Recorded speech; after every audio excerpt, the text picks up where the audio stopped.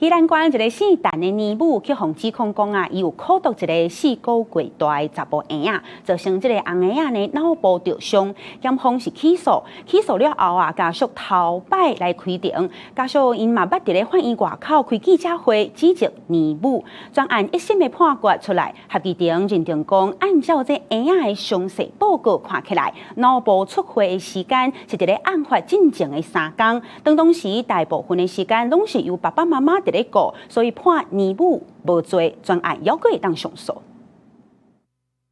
姓陳的年母去年5月行出法庭，面對記者提問，恬恬無講話，因為伊互指控講涉嫌凌遲4個月大的查甫翁嬰仔，造成翁嬰仔腦受傷真嚴重。檢方依照妨害誘動發育罪罪嫌起訴了後，頭一擺開庭，家屬捌佇咧宜蘭地院外口開記者會，批評年母，毋過即馬案情出現頓失。鑑定報告是認為說，男童在這個事發前3天的這個傷害就已經造成了的這個可能性不低，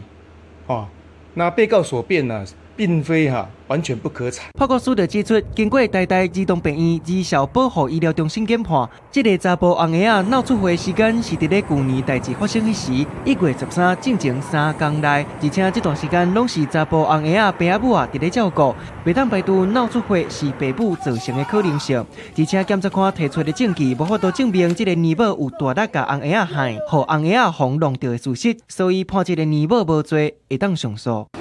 這個翁嬰仔外媽無認同法院的判決，因認為翁嬰仔佇咧1月13進前就有腦出血，是安怎因咧照顧的時陣攏無出現異常，而且迄個時陣翕的影片，翁嬰仔閣真有活力。伊出來講